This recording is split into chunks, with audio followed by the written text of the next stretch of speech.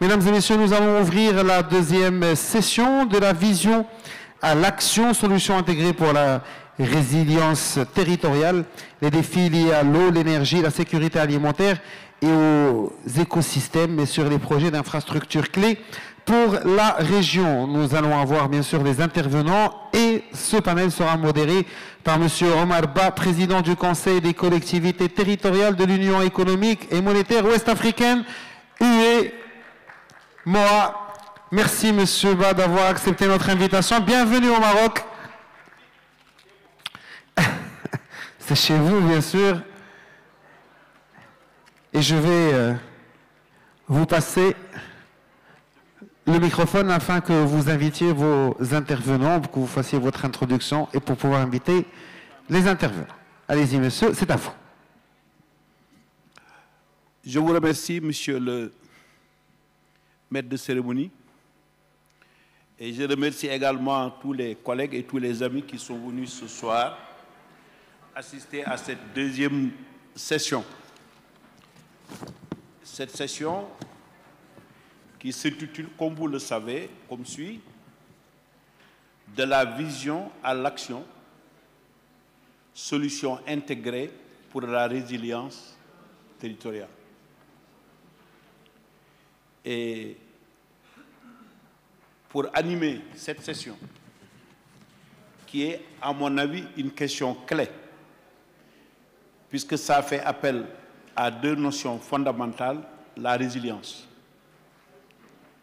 La résilience appelle à une territoriale,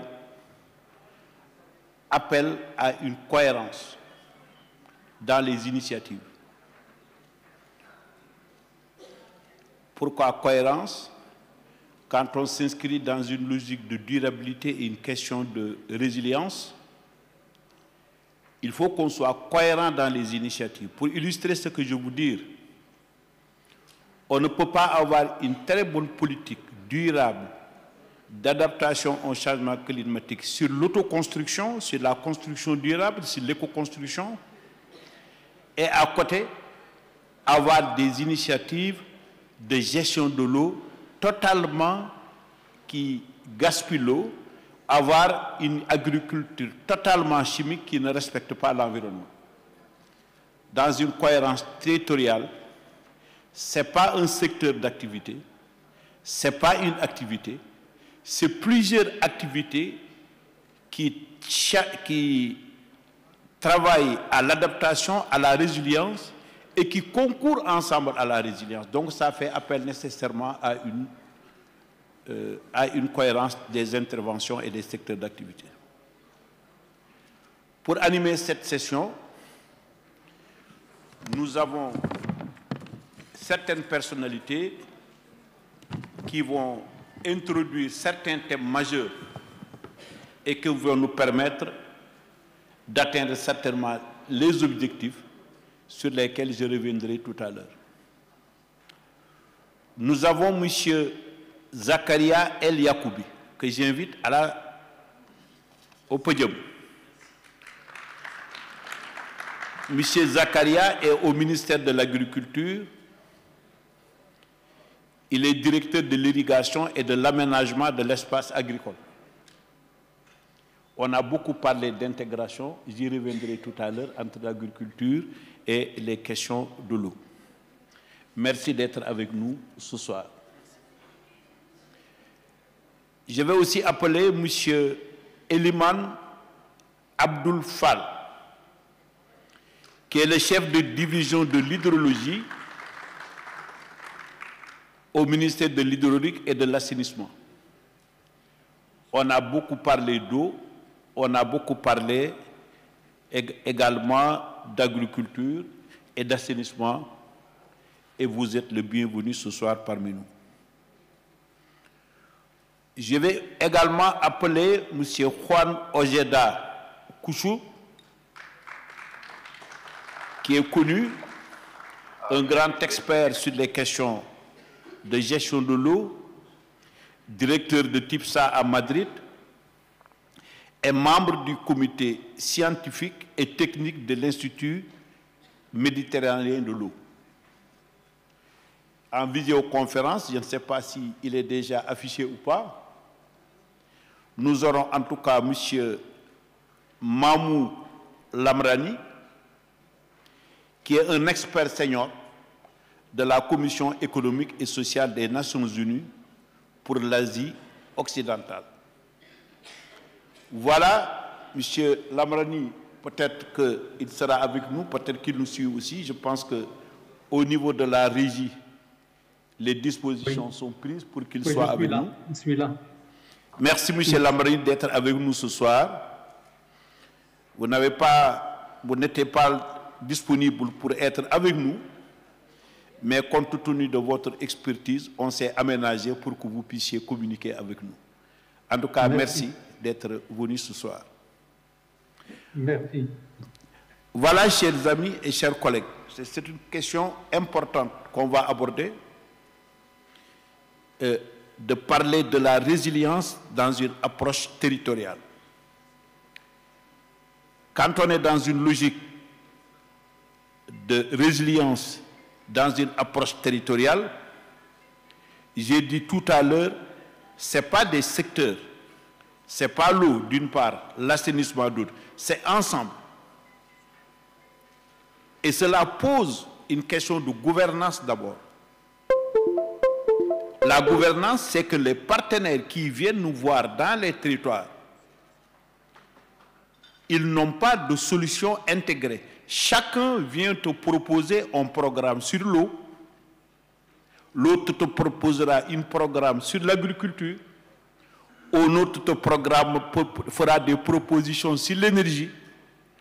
Les partenaires avec lesquels nous travaillons ne viennent pas de manière intégrée. Ce qui pose la nécessité pour l'autorité territoriale de définir une vision et de gérer en cohérence l'ensemble des offres sectorielles qu'on est en train de lui faire. Ça, c'est une question de gouvernance. Il faut une vision. Sans la vision intégrée, on ne peut pas aller de l'avant dans une logique de résilience, puisque sinon, c'est des offres diversifiées qui s'entrechoquent et qui sont souvent une orientation différente. Donc, ça pose une question de vision, ça pose une question de gouvernance. La gestion des ressources naturelles aussi, ce n'est pas une question simplement des autorités. Il faut l'implication des populations pour leur durabilité. Cela pose aussi une démarche, d'une question inclusive, puisque la gestion des ressources naturelles, par exemple, il faut l'implication des populations, il faut une vision partagée. Ça pose également des questions de gouvernance. Ça fait appel également à des stratégies. Comment s'y prendre? Et ce qui n'est pas simple, parce qu'il y a la question de l'eau. De quelle eau s'agit-il? De l'eau sereine, de l'eau pluviale, de l'eau de pluie? Quelle politique pour chaque secteur d'activité et comment l'intégrer dans une vision globale? Donc il faut des stratégies pour pouvoir l'aborder. Une question de gouvernance, une question de bâtir une stratégie, une question d'avoir une vision. Alors, c'est l'ensemble de ces experts que nous avons invités autour de moi. Mais je vais d'abord me présenter, si vous le permettez. Je m'appelle Oumar Ba, je suis maire de commune au Sénégal, je suis président de l'association des maires et je suis le président des maires de l'IMOA, c'est-à-dire de l'Afrique de l'Ouest. Et encore très engagé donc, sur des questions de résilience. La dernière chose que je vais ajouter dans ma présentation, pour en finir, je suis un grand ami du Maroc, comme la plupart des Sénégalais. Et on se retrouve chez nous, quand nous, ici au Sénégal, et avec plaisir que nous vous rejoignons pour approfondir la réflexion. Et nous en profitons pour remercier très particulièrement la région du Nord de nous avoir associés, mon collègue et moi, à cette importante réflexion de ce soir. Monsieur Yacoubi Zakaria, comment les stratégies résilientes climatiques peuvent-elles être intégrées dans les politiques régionales existantes? Vous êtes bien placé pour le savoir en tant que cadre du ministère. Et quels sont les leviers clés pour rendre ces stratégies efficaces au niveau local? On compte sur vous pour répondre à ces questions de base avant d'élargir le débat aux autres. À vous la parole, M. Yacoubi. Si vos micros marchent. Bon, sinon, vous pouvez rester aussi avec nous, hein, ça dépend de vous. Ce micro, ce baladeur ne marche pas. Bon, je vais essayer de... Allô? Oui, c'est bon. Merci à toutes et à tous d'être présents. Je crois qu'on a pris du retard, donc je vais essayer d'aller à l'essentiel pour ne pas m'attarder davantage. Donc, je vais vous présenter... Ces écrans ne marchent pas, donc je dois tourner. Ces écrans... C'est bon. Donc, je vais essayer de vous parler un peu du nexus dans la politique de l'irrigation d'une manière générale, surtout dans ce contexte de changement climatique. Donc, ma présentation, ça va s'articuler autour du renforcement de la résilience de l'agriculture irriguée dans le contexte du changement climatique.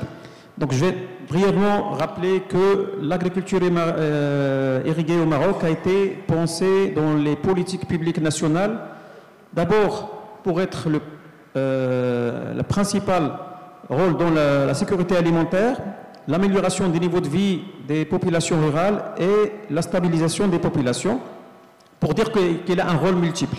Alors, l'approche Nexus dans cette politique, il a évolué au fil des années. Dans la politique de l'irrigation, depuis les années 60, on a marqué 4 grandes étapes. Une étape des années 60 jusqu'à les années 80 où le Maroc avait lancé la politique du 1 million d'hectares irrigués. Et ça a été dans le cadre d'une politique harmonieuse de barrages qui était à but multiple. Donc on avait déjà le nexus dans notre politique et notre vision de politique de mobilisation de l'eau. Donc pratiquement tous nos barrages, tous nos grands barrages sont conçus de manière à répondre à ces besoins, à cet usage multiple avec une forte composante énergie et bien sûr et de l'aménagement hydro-agricole. Après, dans les années 80, il y avait des réformes de notre politique d'irrigation avec un développement accru de l'irrigation par aspersion. C'est la période où on a vu le développement du périmètre de la région du Nord, le périmètre du Locos, avec du pompage et un système de tarification qui était à l'époque adapté et qui a évolué en fonction des besoins d'énergie agricole avec des tarifs spécifiques. Ensuite, jusqu'aux années 2008, où on a lancé la stratégie Plan Maroc Vert, c'était une étape d'adaptation de notre agriculture à la pénurie d'eau. On a vu un peu venir la pénurie d'eau et donc on s'est lancé dans une reconversion massive vers l'irrigation économe ou non. Et un nouveau mode de gouvernance et de réalisation de projets, c'est le partenariat public-privé. Et le Maroc avait lancé à l'époque le premier projet mondial d'irrigation en PPP, donc le projet El Garden, qui est une référence mondiale. Ensuite, dernièrement, avec la génération Green en 2020, donc notre politique d'irrigation est plutôt orientée vers l'efficacité hydrique et énergétique, avec un objectif de couvrir près de 20% de notre SAU irrigué en énergie renouvelable. Sur ce slide, vous pouvez voir un peu sur la ligne bleue, c'est un graphique qui représente la demande ou les besoins agricoles des zones irriguées au Maroc à partir des barrages et en vert, ce que reçoivent réellement sur les 15 dernières années. Donc on voit nettement qu'on est dans une phase de sécheresse qui s'installe et qui devient un peu un phénomène structurel. C'est un peu particulier. Pourquoi je vous montre ce slide? Pour pouvoir comprendre les décisions qui sont prises par la suite. Alors, ce slide résume ce qu'on est en train de faire dans notre stratégie agricole en matière d'irrigation. Donc, en gros, c'est un aménagement moderne, donc c'est une généralisation de l'irrigation moderne, aussi bien au niveau des infrastructures publiques, des réseaux, qu'à l'échelle des exploitations agricoles. nous avons évolué également dans notre mode de gouvernance et de réalisation des projets. Pratiquement tous nos projets sont réalisés dans le cadre de partenariats publics-privés, avec une forte composante énergie renouvelable, ressources non conventionnelles, on va le voir tout à l'heure. Et également, il y a une composante spéciale qu'on appelle la PMH, la petite agriculture irriguée également, qui a un modèle de développement un peu particulier. L'objectif de notre stratégie, dont le coût d'investissement autour de 50 milliards de dirhams, c'est de doubler la valeur ajoutée par chaque mètre cube d'eau et de couvrir, comme j'ai dit tout à l'heure, 20% de notre surface irriguée en énergie renouvelable. Ce slide résume le modèle d'aménagement adopté au Maroc depuis les années 90 et 2000 jusqu'à maintenant. Donc c'est un modèle qui opérationnalise déjà l'approche Nexus à travers la rationalisation de la composante eau, économie d'eau et rationalisation également de l'énergie. Donc de l'amont à l'aval, donc vous allez voir que tous nos modèles d'aménagement, récents depuis plus d'une vingtaine d'années, les réseaux d'irrigation sont aménagés avec des prises directes sur les barrages. Pourquoi? D'abord pour éviter les ports d'eau, mais surtout pour capter l'énergie potentielle de l'eau des barrages. Donc on ne fait plus de modèle où on lâche l'eau dans les cours d'eau et un pompage. Donc il y a des périmètres aujourd'hui sous pression qui sont irrigués avec zéro énergie. Également, on a généralisé pratiquement le transport de l'eau en conduite sous pression. Toutes les stations de pompage, depuis plus d'une quinzaine d'années aujourd'hui, sont équipées par le mode de régulation intelligent, ce qu'on appelle la vitesse variable, qui permet d'économiser significativement de l'énergie par rapport au mode de régulation classique. Il y a des stations de filtration en tête. Et également, on a individualisé à chaque exploitation une prise agricole avec un compteur individualisé.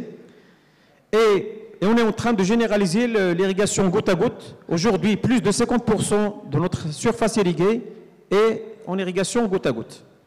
Ça, c'est le résumé du modèle marocain de l'irrigation depuis le plan Maroc Vert. Ce slide résume un peu l'évolution de l'irrigation avant les projets. Il y a un problème de... Donc, les systèmes étaient transport gravitaire, une irrigation à la parcelle gravitaire. Vous voyez qu'à faible efficience, on a modernisé, on a changé les canaux en conduite.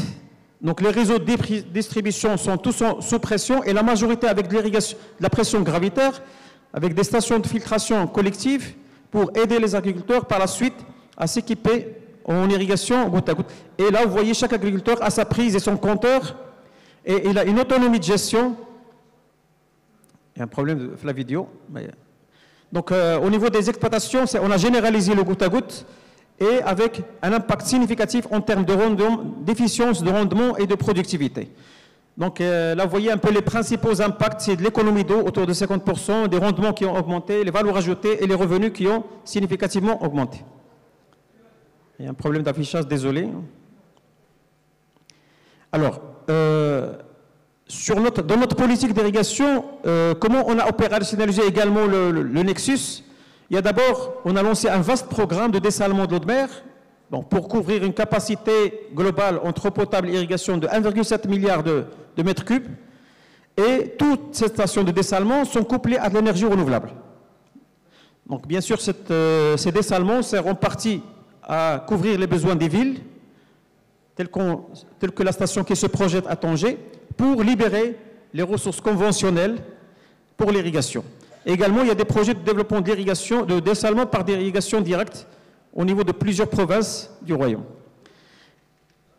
Également, il y a un problème d'affichage, hein. C'est bon. Donc également, il y a un grand chantier qui est lancé d'interconnecter les barrages et des réservoirs pour capter pratiquement l'essentiel des pertes en mer. Donc aujourd'hui, on estime que les chantiers que nous avons lancés nous permettront de récupérer près de 1 milliard de mètres cubes d'eau qui sont techniquement récupérables et qui étaient auparavant perdus en mer. Vous avez les photos du premier chantier première autoroute de l'eau qui a été réalisé il y a 2 années et qui a permis de sauver l'eau potable des grandes villes Rabat et Casa. Bien sûr, il y en a d'autres qui sont sur la carte, dont certains ont chantier, dont un des grands chantiers dans la région de Tanger, c'est l'interconnexion des réservoirs d'Al Khorofa et Ouad el Makhazin pour capter justement les pertes d'eau en mer au niveau à l'aval du barrage Oued El Makhazin. Donc, une autre manière d'opérationnalisation de l'approche Nexus, c'est dans la gouvernance. Donc, avec le programme national d'approvisionnement en eau potable et d'irrigation, il y a une adaptation continue de la planification de l'eau pour renforcer les systèmes d'approvisionnement. Donc, il y a un cadre de gouvernance intersectoriel qui est déjà mis en place et avec une cohérence des programmes en termes de coordination, d'arbitrage et d'exécution.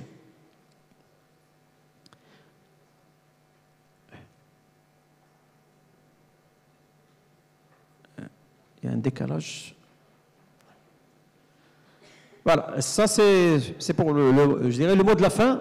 Donc à travers tous ces chantiers, le Maroc est déjà engagé pour relever les défis permanents de l'eau pour la souveraineté alimentaire à travers les 3 grands chantiers de sécurisation de l'offre hydrique, à travers les nouveaux barrages, les interconnexions et les nouvelles stations de dessalement qui sont toutes équipées en énergie renouvelable ou alimentées en énergie renouvelable, avec l'amélioration de l'efficacité de l'eau à travers tous les programmes de reconversion et de modernisation qu'on est en train de mener, et avec une approche renforcée de Nexus eau, énergie, alimentation. Ces éléments nous permettront de stabiliser nos productions dans les périmètres irrigués et d'améliorer de manière significativement notre souveraineté alimentaire. Voilà, et merci.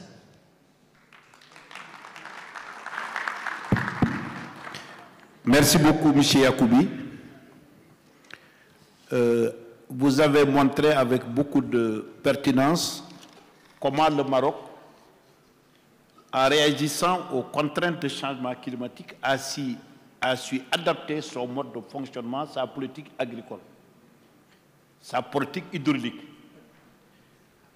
en privilégiant des solutions, des innovations technologiques de nature à économiser l'eau, à mettre des énergies renouvelables, à promouvoir le goutte à goutte, à promouvoir le dessalement, donc au niveau des dessalements de l'eau de mer, en réduisant les pertes des eaux fluviales et sur le plan de la gouvernance, en faisant une interaction avec les différents ministères qui touchent de loin à l'eau et à l'énergie. Je pense que c'est une admirable leçon d'évolution qui tient compte de l'évolution des changements climatiques. Et vous avez fini en tout cas par faire une interconnexion de tous ces acteurs qui travaillaient sur l'eau, que vous avez touché à la gouvernance de l'eau. Nous allons y revenir, puisque je vais consacrer un moment, si le temps le permet, à une interaction avec la salle. Et du côté du Sénégal également, nous allons vous demander à M. Fall comment cette gouvernance, comment cette approche a été initiée au Sénégal pour prendre en compte cette question fondamentale, cette question de l'eau, au niveau surtout de la gouvernance et au niveau surtout des innovations. Et je donne la parole donc à M. Fall, qui est le chef de la division de l'hydrologie au ministère de l'Hydraulique.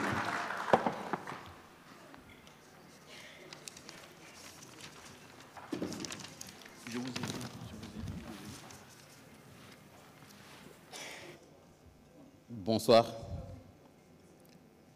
Merci beaucoup, M. Ba, pour cette belle introduction. Merci également pour la qualité de la modération. Quand le ministre de l'Hydraulique et de l'Assainissement de la République du Sénégal m'a invité dans son bureau pour me choisir de venir représenter la République du Sénégal à cette deuxième édition du Nexus VFE, suite à l'invitation du Conseil régional de Tanger du Maroc. J'étais fier doublement. D'abord, parce que le Maroc et le Sénégal sont 2 pays frères. Ensuite, je veux, chaque année, venir au Maroc visiter la ville de Fès. Et je compte partir là-bas après-demain, Inch'Allah.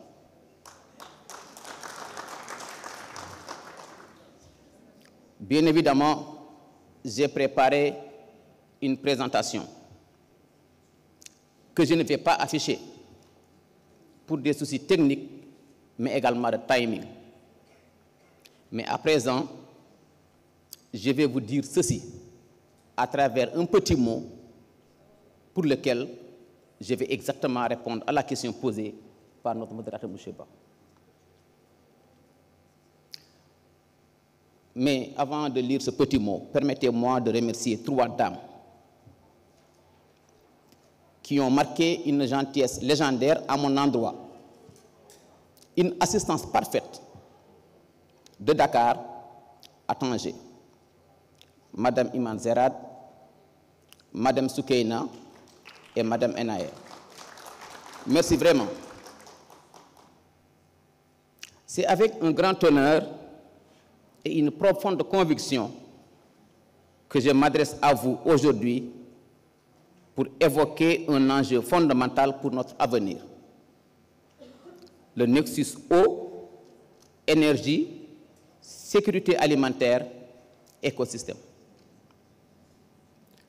Ce concept qui repose sur l'interdépendance de ces 4 piliers est au cœur des défis et des opportunités qui s'offrent à nous, au Sénégal, au Maroc, en Afrique et bien évidemment partout dans le monde. Nous vivons une époque où les pressions environnementales, démographiques et climatiques s'intensifient. La gestion durable de nos ressources naturelles n'est plus une option, mais une nécessité impérieuse. L'eau, l'énergie, l'alimentation et les écosystèmes ne peuvent être gérés de manière isolée. Ils forment un système interconnecté et toute action sur l'un a fondamentalement des répercussions directes sur les autres. L'eau est la pierre angulaire de notre développement. Elle est indispensable à l'agriculture, à la production d'énergie et à la préservation de nos écosystèmes. Au Sénégal, comme dans de nombreux pays africains, la disponibilité en eau est de plus en plus menacée par le changement climatique, la salinisation des terres et une demande croissante due à l'accroissement démographique. Des solutions existent. Nous devons renforcer la gestion intégrée des ressources en eau en optimisant nos infrastructures de stockage, en modernisant nos systèmes d'irrigation et en développant des solutions innovantes comme la réutilisation des eaux usées et la désalinisation. L'adoption de technologies économes en eau, telles que l'irrigation goutte à goutte et les barrages anti-sel, est cruciale pour garantir une utilisation durable de ces ressources vitales. L'accès à l'énergie est un catalyseur du progrès économique et social. Pourtant, la production énergétique, et en particulier l'hydroélectricité, dépend fortement de l'eau. Par ailleurs, l'agriculture, qui représente un secteur clé pour la sécurité alimentaire, est également consommatrice d'énergie pour l'irrigation et la transformation des produits agricoles. Face à cette réalité, le Sénégal et l'Afrique doivent accélérer la transition vers les énergies renouvelables. L'énergie solaire, éolienne et l'hydrogène vert offrent des perspectives prometteuses pour réduire notre dépendance aux énergies fossiles, tout en limitant la pression sur nos ressources en eau. Des projets comme les pompes solaires pour l'irrigation et le développement de mini-réseaux électriques en zone rurale montrent que des solutions adaptées existent et doivent être généralisées. L'agriculture est au cœur du défi du Nexus. Elle est à la fois victime et acteur du changement climatique, l'agriculture. L'insécurité alimentaire est une réalité pour des millions de personnes et la dégradation des terres agricoles, combinée à la variabilité climatique, met en péril la production agricole.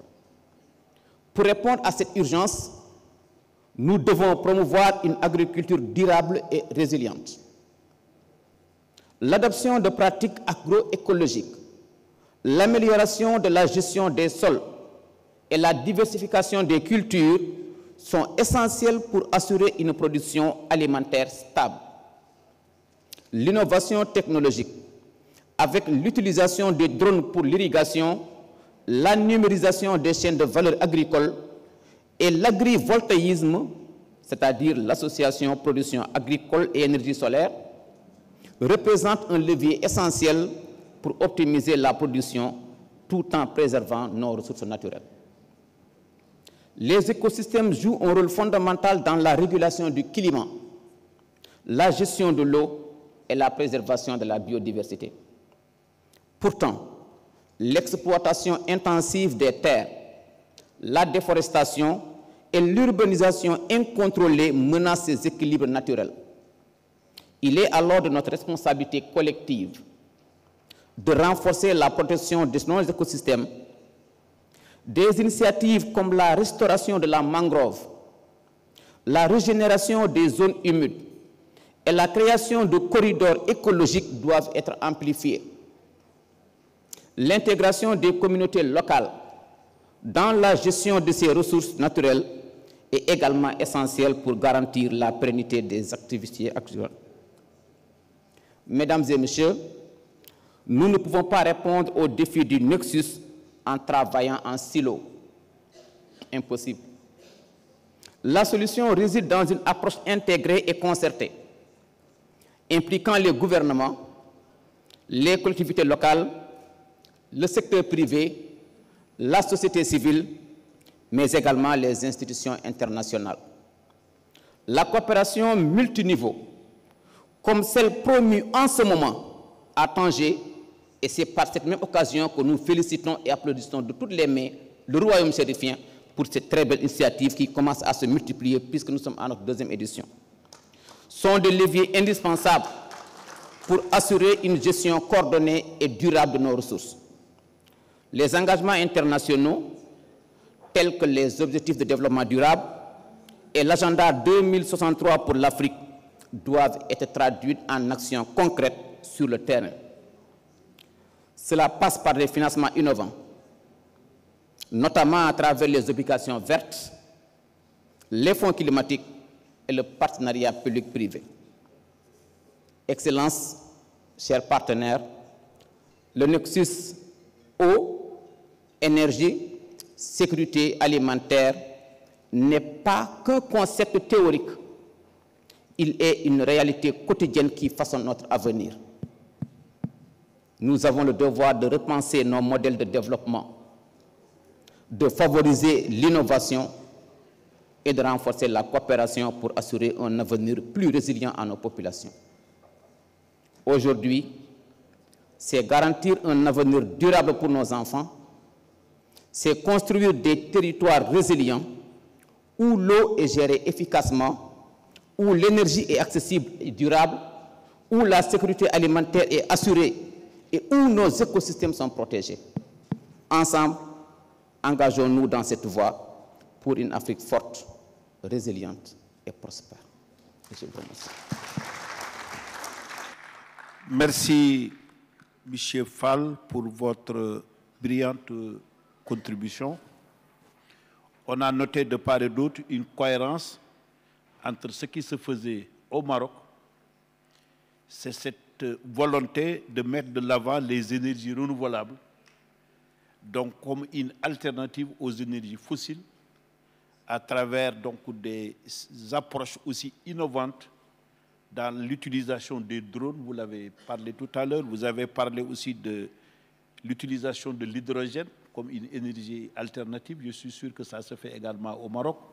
L'utilisation des drones aussi dans l'agriculture, c'est des systèmes innovants qui facilitent aussi l'arrosage. Et vous avez également parlé de l'agriculture durable, de l'agroécologie, en tout cas comme un mode résilient qui permet l'économie d'énergie et l'économie de l'eau. Donc ça aussi, c'est des approches qu'on a notées de part et d'autre. Et on vous remercie encore une fois pour cette contribution. Alors, on va revenir à M. Amou Lamrani, j'espère qu'il nous suit. M. Lamrani, vous êtes avec nous en vidéoconférence? Oui, je vous entends très bien. Merci, M. Lamrani. Je pense que vous avez bien suivi. Et ceux qui ont précédé ont beaucoup parlé d'innovation. De par votre position au niveau de la Commission économique et sociale des Nations Unies, vous avez une vision plus transversale au-delà donc des politiques nationales. Et on aimerait aussi voir de votre niveau, en tout cas, quelles sont les techniques innovantes, technologies numériques, solutions basées sur la nature qu'on peut utiliser aujourd'hui pour nous adapter davantage. Quels sont les partenariats que vous pensiez qu'on pourrait développer entre le public et le privé pour apporter une réponse cohérente aux défis des changements climatiques qui entraînent une raréfaction des ressources d'eau? Donc, la région vous a fait confiance, en tout cas, pour nous éclairer par rapport à ces questions. Et on vous donne la parole, M. Lamrani. Merci. Merci, M. Omar. Merci aux organisateurs pour l'invitation et pour l'organisation de cette seconde édition de forum, qui est un forum assez spécial dans le sens où il est monothématique, et donc il zoome sur un aspect particulier de la gestion des ressources naturelles. Parce qu'après tout, quand le premier forum international s'est tenu à Bonn en 2011, le développement de l'idée du nexus était soutenu par le fait qu'il y a un risque d'insécurité d'approvisionnement. Le nexus a été défini comme étant un outil, et ça reste un outil. Donc il ne faut pas se faire des illusions sur ce que le nexus peut faire si les institutions, les capacités et la volonté politique d'intégrer les secteurs n'est pas de facto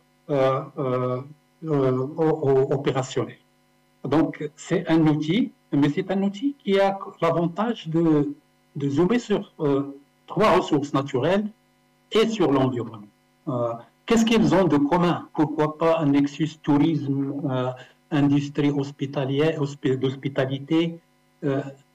Parce que le fait que ces trois ressources ont de commun le risque de pénurie, le coût en termes de subventions et d'investissement public, et puis l'inefficacité et l'inefficience de l'utilisation, aussi bien de l'énergie que de l'eau, que des terres et de l'agriculture, et sont très coûteux pour la trésorerie publique en termes d'investissement, et sont très peu efficients dans l'utilisation des ressources. Donc le Nexus est en fait un outil qui essaie d'apporter une réponse à ces défis communs à ces trois secteurs. La technologie ne font que, soi-disant, une partie de la solution. La technologie peut aider à optimiser l'utilisation de la ressource, à réduire les pertes des ressources, à uniformiser les bases de données. Je pense que c'est là un des grands défis du Nexus. Les secteurs ont des bases de données différentes qui ne sont pas nécessairement compatibles entre les secteurs, et ça pose une difficulté d'harmoniser les secteurs en termes de fonctionnement, d'opération, mais aussi en termes de planification et d'investissement. Donc le fait que le secteur soit par design des silos, donc ils ont des modes opératoires qui sont différents et qui rendent le niveau d'intégration dans la planification et la mise en œuvre des programmes difficile. Donc le Nexus est un outil qui est très apprécié en théorie. Mais la grande question reste comment le mettre en pratique. Et bien, les technologies peuvent aider dans ce sens. à harmoniser les bases de données entre les trois secteurs. Deux, le nexus d'un point de vue technologie peut offrir des solutions, par exemple, à la réduction des pertes, aussi bien de l'eau que de l'énergie. L'efficience, l'efficacité énergétique est en général en dessous de ce qui est sollicité, aussi bien en Afrique qu'au Moyen-Orient. Il est en dessous de ce qui est possible ou de ce qui est potentiellement faisable avec les mêmes investissements.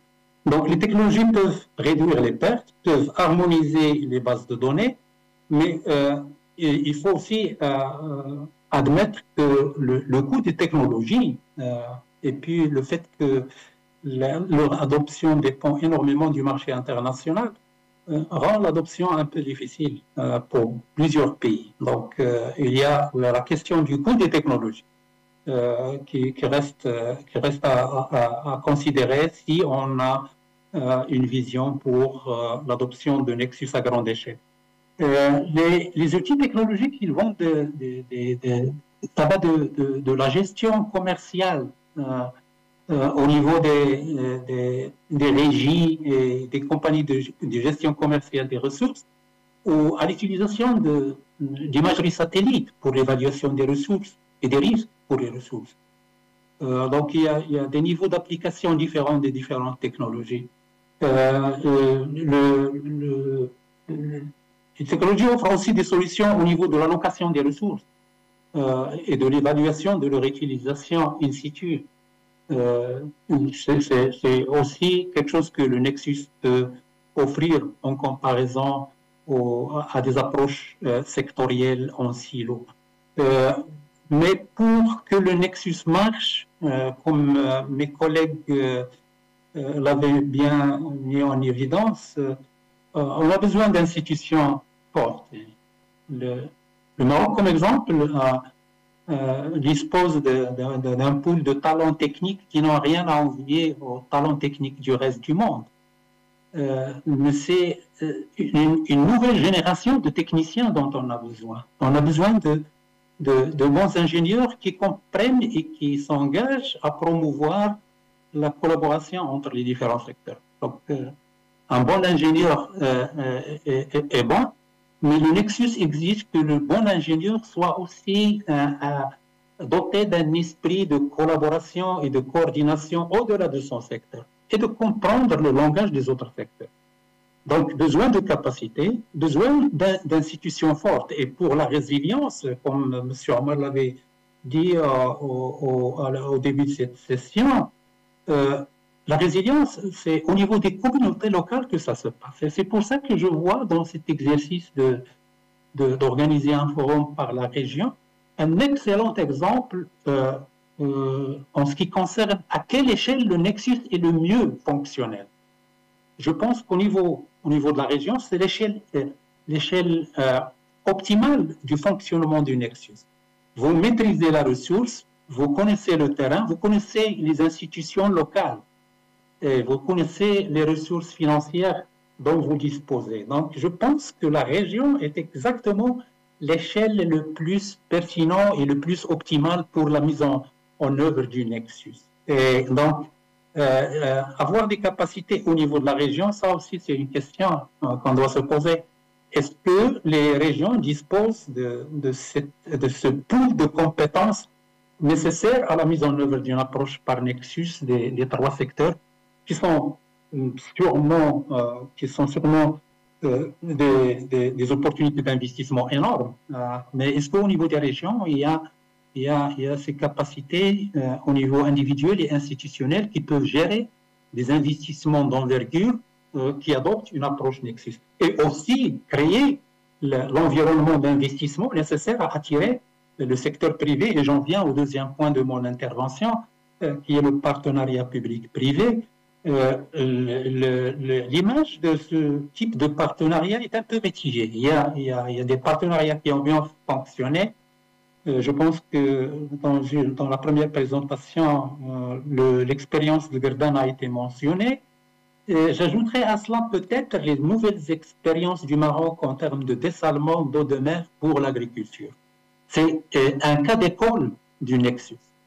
C'est un cas d'école parce que des investissements dans la production d'eau en utilisant de l'énergie renouvelable pour la sécurité alimentaire et bien sûr tout en veillant à ce que ça soit une industrie qui a un minimum d'impact sur les écosystèmes et sur la biodiversité. Alors je pense que c'est un cas d'école. Le dessalement, c'est avec tous les challenges qui viennent avec, en termes du coût d'investissement, en termes du coût des subventions, parce que c'est quand même assez lourd comme investissement. Et au niveau de la région, je ne sais pas quel niveau d'engagement du secteur privé peut se faire par les centres régionaux d'investissement pour attirer l'investissement aussi bien national que les investissements étrangers directs qui acceptent d'investir avec le risque associé à une approche intégrée, à une approche Nexus, qui a bien sûr ses avantages. Je dirais que pour que ça marche, il faut qu'il y ait un climat de transparence pour encourager les investisseurs et attirer les investisseurs, avoir une vision, une transparence, mais aussi législation. Donc, il faut qu'il y ait quand même un cadre législatif clair et transparent qui puisse attirer les investisseurs et incentives, donc la motivation ou les subventions qui peuvent, soi-disant, attirer plus d'investisseurs avec une approche et avec un cahier de charges où le nexus est prominent. La résilience, et quels sont soi-disant, ce qu'il apporte ce nexus pour la résilience et pour l'adaptation au changement climatique.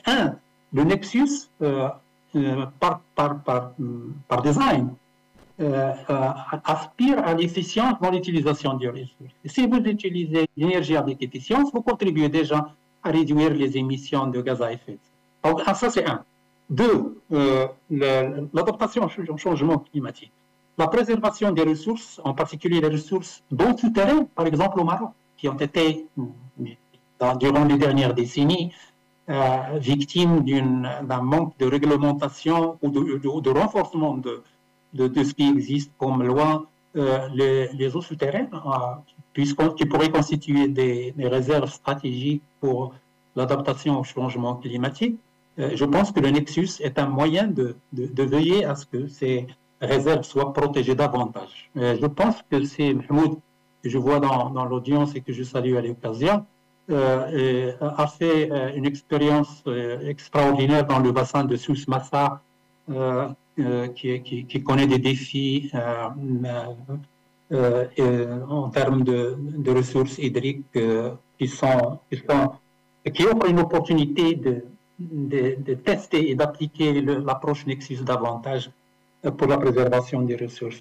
Il faut aussi songer à intégrer les communautés locales dans l'adoption de l'approche Nexus et de renforcer les institutions locales, aussi bien dans les secteurs de l'eau que dans les décisions sur les énergies renouvelables, particulièrement la décentralisation de l'exploitation des ressources et de renforcer l'approche de common goods et des biens collectifs dans la gestion de ces trois ressources.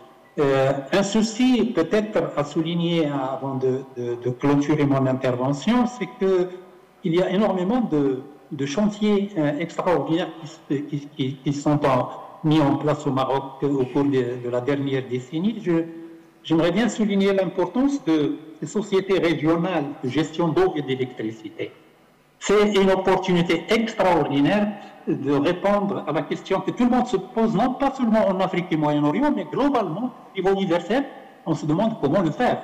Et bien ça, c'est un exemple de comment le faire. Donc on est tous appelés à veiller à ce que ces sociétés régionales d'eau et d'électricité fonctionnent de la manière la plus rentable possible, la plus efficiente et la plus performante pour que le client soit satisfait, et puis pour pérenniser la durabilité des ressources en eau et en énergie. Le Nexus, depuis 1911, a été surtout le mandat des experts et des communautés qui travaillent sur l'eau. C'est pour ça que ça n'a pas décollé. Aujourd'hui, je pense qu'au Maroc particulièrement, le Nexus a plus de potentiel de s'envoler s'il mise sur les énergies renouvelables en tant que driver de cette adoption. Donc c'est l'énergie qui puisse faire fonctionner une approche intégrée dans la planification, dans la gestion, et puis dans le développement d'investissements d'envergure. Je voudrais clôturer mon intervention et dire que il faut s'assurer aussi que les régions sont dotées de moyens financiers et de budget qu'il faut pour promouvoir et accélérer l'adoption du Nexus. Il ne s'agit pas de décentraliser les tâches sans décentraliser les ressources. Et je parle en particulier des ressources financières. Et j'aimerais bien remercier à la fin les organisateurs et l'audience, et je reste disponible s'il y a des questions auxquelles je pourrai répondre à la fin de cette session. Encore une fois, merci aux organisateurs de m'avoir invité à prendre part à cet événement qui est un landmark qu'il faut soutenir et qu'il faut encourager et qu'il faut peut-être reproduire dans les autres provinces. Mais je pense que ce forum, c'est une plateforme extraordinaire où les gens s'échangent, où les gens apprennent, nous apprenons les uns des autres, et qu'il faudrait peut-être le multiplier et le reproduire dans d'autres régions pour généraliser les bénéfices que ce type de forum peut générer. Et encore une fois, merci pour l'invitation. Merci beaucoup. Merci beaucoup, Monsieur Lamarani. Vous êtes revenu avec beaucoup de pertinence sur la nécessité d'une stratégie de planification à un niveau macro pour intégrer les secteurs. Mais vous avez surtout abordé une question importante, c'est le coût des technologies innovantes. Les technologies innovantes sont pertinentes, mais elles ont aussi un problème de coût. Et la nécessité de la promotion, en tout cas, de technologies adaptées. Alors, une question importante sur laquelle vous êtes revenu, c'est sur l'importance de l'implication des collectivités territoriales et des communautés à la base, avec aussi en confirmant que la région est une instance de gouvernance pertinente pour coordonner et animer ces stratégies et ces politiques d'intégration. Donc, on vous remercie pour votre contribution. Alors, notre dernier intervenant, c'est M.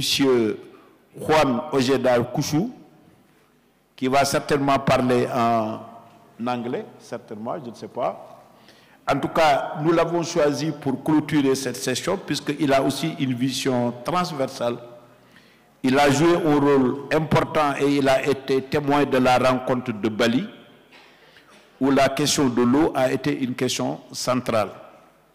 C'est pour cette raison que nous lui donnons la parole pour savoir de sa position et de par son expérience, quels sont les défis les plus urgents pour la résilience régionale dans le contexte de l'eau, de l'énergie et de la sécurité alimentaire. Monsieur Juan, vous avez la parole.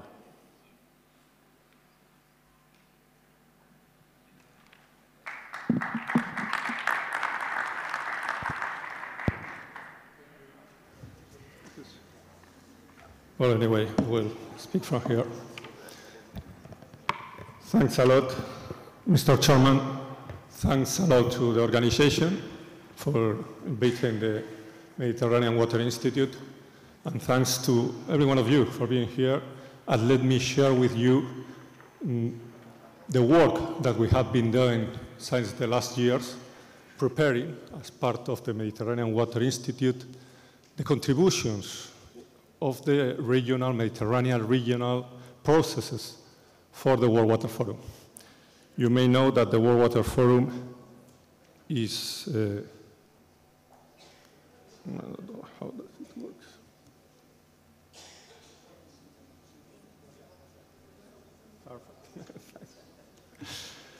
The World Water Forum is one of the major water events in the world with thousands of attendants, where all the sector goes together there in order to prepare, to discuss, and to elevate to the governance what are the most important aspects to be taken into account in water policies around the world.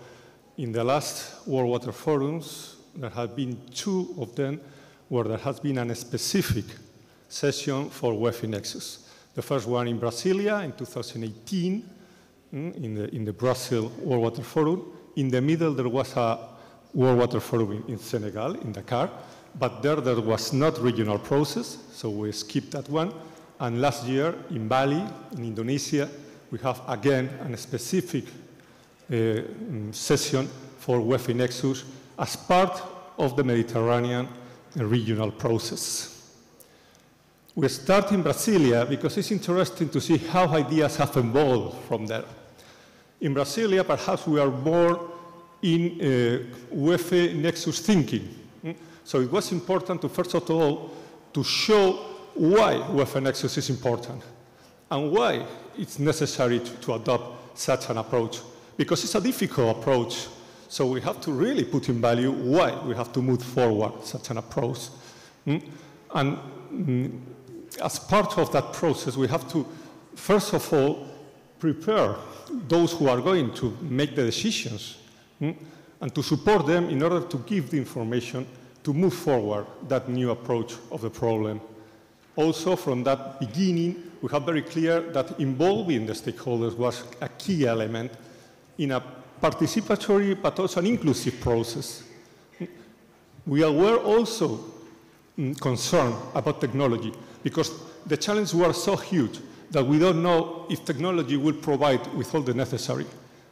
I can say that nowadays perhaps we are less concerned about technology because technology has changed so much since then, and perhaps now we are more concerned about governance or about implementation issues. And finally, we make an urgent call for all the professionals of the water sector to think out or think beyond of the water box. But the same should be said for the rest of the sector, of course. Well, that was in the past, many years ago. We skipped the WEF Nexus in Senegal, but again, we have a WEF Nexus session, very important session in Bali. The process to prepare one of these sessions in a World Water Forum is a really hard work. We have been working for 3 years with many meetings, many preparation meetings. Very relevant were the kickoff meetings in Valencia, and of course, of paramount importance was the Mediterranean Water Forum that was held a year ago in Tunis. There we reached a number of conclusions that were the starting point for preparing the conclusions for Bali. First of all, very, very important. The problems of the sectors are not going to be solved in a silo approach. It has been said many times. We said it once again. I mean, the problem is so complex and evolves so quickly, and the uncertainty is so huge that it's not going to be possible to solve it only from a silo approach. Only solving the problem of the water sector alone is not going to solve this problem. Energy sector is not going to solve the problems alone. The same for food and agroalimentary sector. And of course, the ecosystems will be affected by all the decisions of the previously mentioned sectors. Secondly, and talking about ecosystems, we can't let them behind because there is a huge concern of the environmentalists, of the conservationists, that we always talk of water, energy, and food, and then once these things have been told and discussed, then we think about environment. And this is a tetrahedron, and the tetrahedron have all the phases are equally important. So since the beginning, we have to include ecosystems and what are the trade-offs with the ecosystems as part of the approach, of the integral approach. Then, of course, it's very important to say that there has been a lot of very interesting projects, but the scale of the projects is still pilot or local or not enough mature to be exported or to be upgraded. So there are still gaps there to to be observed like technological, regulatory, technical, cultural, financial that should be addressed. Of course, we are in the Mediterranean, and in the Mediterranean there's a huge need for water, and conventional water resources are not enough if we continue with the demand, of course. So we need to mobilize extra resources, non-conventional water resources like desalination. But these new resources are energy intensive. But in parallel, we have decarbonization, okay? So we want more water, we need more energy, but the energy we want to use is not carbon-based fuel. And this is a huge challenge. So of course, here the key players are not conventional water resources, but also renewable or green energy.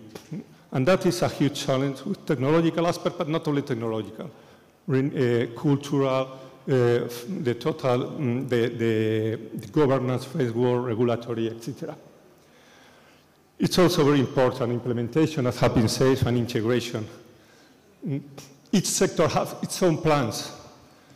Water sector, in Europe, for example, they have the river basin management plans, and the river basin management plans conclude with a number of activities that should be done. Those activities have been done taking into account the rest of the sectors or not? How?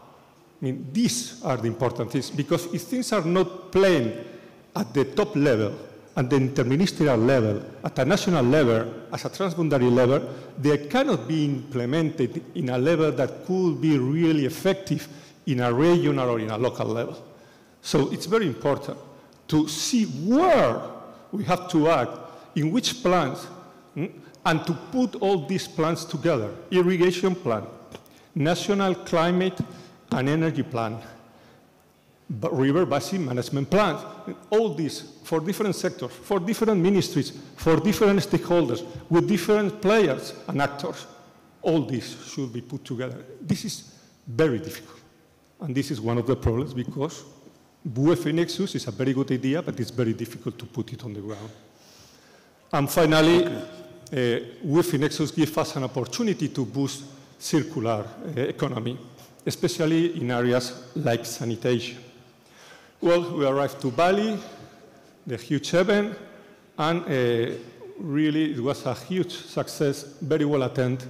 And this is important to be said, because a World Water Forum has a lot of sessions in parallel, and our session was full, completely full attended. And this is not because we were well intelligent or we have organized it very well. No, this is because WEF Nexus is nowadays a very, very important topic for everyone. So we have very relevant contributions and the support of very relevant institutions. We have the honor to have the Director General Environment of the European Commission, which is a very, very high representative with all the committee and all of that, to translate us the commitment of the European Commission, of the European Union, with this vision and of the WEF Nexus. Also, Union for Mediterranean, which is, of course, one of the major players in an institutional level in the European Union and in the Mediterranean. We have the Prima Foundation as donors, who presented a number of concrete projects that they are developing. We have the politicians, because they are very important. We have the Director General for Water of the Spanish Ministry to tell us how they are combining the policies and the plans that I told before, river basin management plans, with the irrigation plans of the different ministries, and how is that coordination at a political level. We have also the operators, the Canal de Provence, because the hydro schemes are, of course, WEF Nexus schemes, because we have water, we have irrigation, because 80% of the water is for irrigation. We have hydropower, so we have electricity. I mean, so a multi-purpose reservoir is itself a WEF Nexus example. And finally, we have then in use with a very interesting contribution about virtual water. It's not just the water, the surface water, but it's also the virtual water. And finally, we go to with the conclusions. It's very important to strengthen integration and the coordination of the policies in the 4 sectors, to enhancing the stakeholders' engagement. We have talked about this and it has been said before. It's very important of scaling of the projects to be real solutions. I mean, this is not just connecting a desalination plant with a solar plant. We don't need all this for doing that. Engineers do that for themselves. I mean, we don't need all a theory for that. We just have to scale these solutions to be solutions at a regional, which is really what we are discussing here. And finally, financing mechanisms to involve the private sector. How? Making the WEFE projects to be robust and to be secure, because the private sectors go where there is security. And WEFE Nexus approach could be a tool for making projects secure and robust. And I know that the chairman is very nervous because we're running out of time, but I just want to say 2 things. Just let me 2 things. Merci beaucoup. Which is just, because a bit of criticism, because we are saying that WEFE Nexus is fantastic. Okay, it is fantastic, but we have to make a bit of criticism. Because if we know which are the problems, we can solve them. If we continue saying that everything is fantastic, we are not going to solve them. We have this challenge. It's too theoretical. It's really hard to come in from the theory of what we are saying to the reality. Second, it has no boundaries. I remember when I began with this, it was a binomy. We talked about water energy. Now it's water, energy, food, and ecosystem. And now it's water, energy, food, ecosystem in the continuum from source to sea. And tomorrow will be more and more and more, because, of course, it's a system that everything is interrelated, and we could put all the elements we want. But we have, as humans, as limited humans, to reduce the problems to what we can solve. Merci beaucoup, Juan. Well, we have more things to share, no time, but I will be very happy to discuss all this with you. Thank you very much. Merci beaucoup. Merci beaucoup, Juan, pour votre contribution. Alors, vous avez fait un beau retour des sommets qui se font au niveau international, notamment à Bali et à Dakar. C'est assez important et vous avez confirmé en tout cas la pertinence d'une démarche intégrée. Vous avez apporté une innovation importante dans la réflexion, c'est que les innovations technologiques ont également des coûts, quelqu'un l'avait dit. Il ne faut pas souvent qu'on se jette dans des innovations technologiques qui vont également produire et faire perdre beaucoup d'énergie. Donc, c'est une innovation. Vous avez mentionné aussi les disponibilités qui existent au niveau international, au niveau des fonds verts, au niveau des États, tels que l'État espagnol, vous en avez parlé, qui sont aujourd'hui ouverts. Donc, à trouver des solutions pour faire face aux défis qui nous interpellent. Alors, je ne sais pas pour les organisateurs où en sommes-nous pour la question de temps, mais on me dit que c'est totalement épuisé. J'ai voulu faire un petit retour pour nos intervenants. Je ne sais pas exceptionnellement s'il y a quelqu'un parmi les panélistes ont un mot qu'ils voudraient juste ajouter. Donc, allez-y, rapidement. Oui, mais si on ouvre le débat, ça sera compliqué. Hein? Je pense que le coach m'a dit discrètement de ne pas ouvrir les débats. Il est dans la salle, il est discret, on ne le voit pas. Mais c'est moi qui applique les mauvaises décisions. En tout cas, on voulait vous remercier encore une fois pour votre présence et remercier tous les panélistes pour leur contribution. Je pense que, quelle que soit la diversité des expériences, la diversité des pays aurait arrivé à une conclusion fondamentale. Pour en arriver à la résilience, pour en arriver à la souveraineté alimentaire, il faut mettre de l'avant les énergies renouvelables. Il faut mettre de l'avant une bonne gestion de l'eau. faut que les types d'irrigation et de gestion de l'eau soient en adéquation avec les contraintes liées au changement climatique. On ne peut plus se permettre de gaspiller l'eau, on ne peut plus se permettre d'utiliser des techniques agricoles qui ne sont pas de nature à faire face aux contraintes d'eau que nous avons, le stress hydrique connu dans tous les pays. Il faut une cohérence entre en tout cas sur nos modes de production, sur nos modes de consommation et sur nos modes de transformation. Il faut qu'ils soient adaptés au contexte de changement climatique. Je voulais juste conclure sur ça pour dire qu'il y a l'espoir qui est permis. Le monde devient de plus en plus difficile. Il y a beaucoup de défis qui nous interpellent, mais à chaque fois, si on le veut, on a des capacités d'adaptation. Et ce qu'il faut retenir pour conclure, qu'il n'y a pas de doute, qu'il y a suffisamment de richesse dans la nature, il y a suffisamment de richesse pour répondre aux besoins de l'humanité, aux besoins de l'homme, aux besoins de survie de l'homme. Il n'y a pas de doute. Mais il n'y aura jamais suffisamment de richesse dans la nature pour répondre à l'avidité de l'homme. Il faut qu'on repense nos modes de pensée, nos modes de production, nos modes de consommation. Il faut que nos modes de production, de consommation et de transformation soient en adéquation avec le processus de renouvellement des ressources naturelles. Il faut un ajustement si nous voulons agir dans la durabilité. Je remercie tout le monde et je m'excuse de ne pas pouvoir donner la parole à la salle. Merci infiniment. Merci. Merci beaucoup à M. Omar Ba. Je rappelle que vous êtes président du Conseil des collectivités territoriales de l'Union économique et monétaire ouest-africaine. Merci à tous les intervenants qui étaient présents parmi nous. Thank you very much. It was a pleasure. Et nous allons passer, bien sûr, à la prochaine session de discussion. On prend la photo souvenir.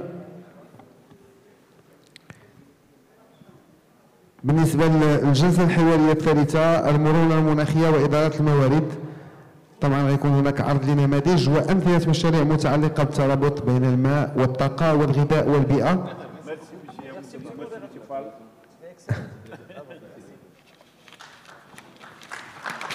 Merci beaucoup à nos intervenants. شكرا جزيلا. إذن الجلسة الحوارية الثالثة غتكون حول المرونة المناخية وإدارة الموارد.